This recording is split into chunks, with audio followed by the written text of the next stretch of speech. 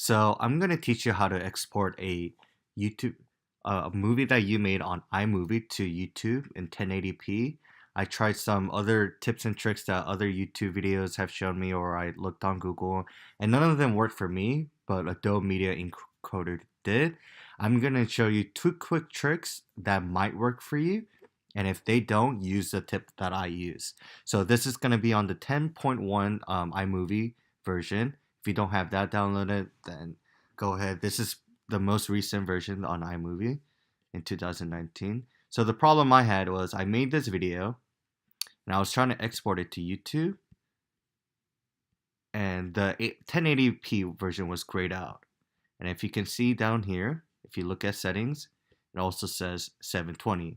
So when you try to export it to YouTube, all you have when you uploaded it and it was processed, the highest quality was 720.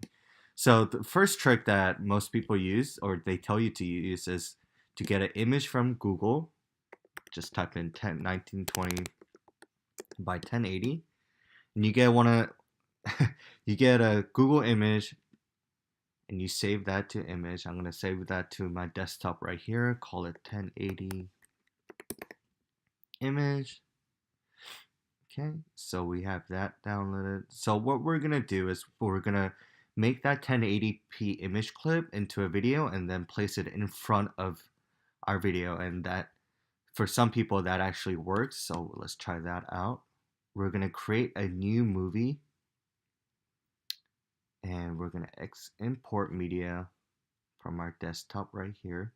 This is our 1080 image that we selected earlier, and once you drag down here, it's gonna make it into a 4-second video clip. So let's go ahead, call that a 1080p movie. And what you can actually do is you can just Command C or copy.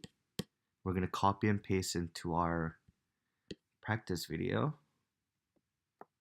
And if you don't want to copy and paste, you can also import it.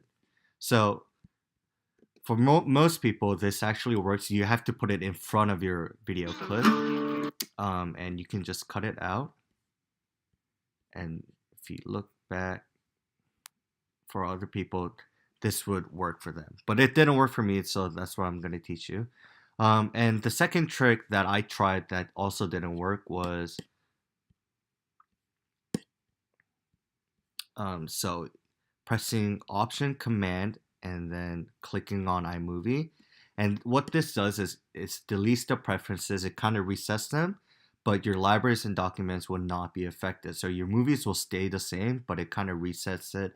And this might work for some people as well. So let's try that out.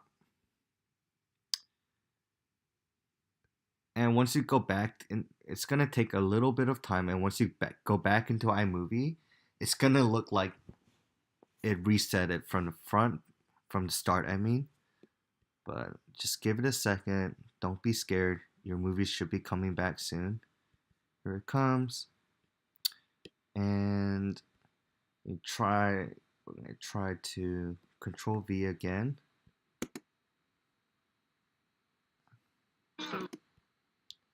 Then let's just cut it because we don't need that anymore. And when we try to upload it to YouTube again, it's still grayed out. What worked for me was going on Adobe Media Encoder. And what this software does, it'll convert your movies from MOV, which is the iMovie format, into MP4, and it'll convert your 720 videos into 1080. So go ahead and install that. You can try the 7-day trial they give out. So once you have the Adobe Media Encoder installed, this is kind of what it's going to look like. We got these 4 big squares right here. This is where we're going to queue it up and start encoding. This is where you can browse your media. So on your Mac, wherever your application is, where you downloaded your movie. So here's mine right here, the 1080 practice. So we can actually drag that into our queue, and or you can just press the plus button, and then you can also add that. So this is our 1080 practice that we're practicing on right now. And we're going to convert it into H.264 that you see here. Now, what this just means MP4. That's the format. So MP4, it's another way to say MP4. You can set the preset rate to, let's say, high. You can set it to high quality, 1080. You can do Vimeo, Twitter. Let's just set it to YouTube, 1080, full HD. So whatever your 720 source is, it'll convert it into 1920 by 1080. And what's great about this is also, this is the YouTube recommended encoding setting.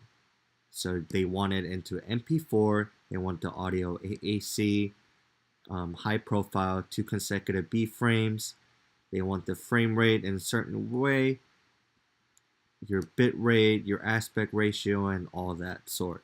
And while you're looking at this chart, you can actually go ahead and change your YouTube settings right here, or your video settings, I'm sorry. So your aspect settings, whatever your aspect settings you want it to be, your profile, YouTube wanted it high, so we'll go ahead and keep that. You can set your bitrate settings. Let's set it to 2 pass. You can change your target bitrate to whatever that chart said on Google Chrome. You can change your maximum render quality if you want to increase encode time but get better quality scaling. You can change your frame sampling or blending. Go ahead and change your audio. I think AAC is what they wanted as well. So you can go ahead and change your video around to whatever you want it to be. So we're going to press OK. And you press this green button right here to go ahead and start encoding. You should have 2 new files. So the MOV from earlier actually changed into MP4, and this is our new version of what we downloaded, what we're practicing with. So let's just rename that really quick. New 1080 practice. So we open up iMovie. So let's go to our projects. So our 1080 practice. So earlier this wasn't able to upload to 720, but let's go ahead and grab our new 1080 practice that we just got. Sorry about that. We're going to drag it into here. So once we try to upload, go ahead and upload that. The option exists.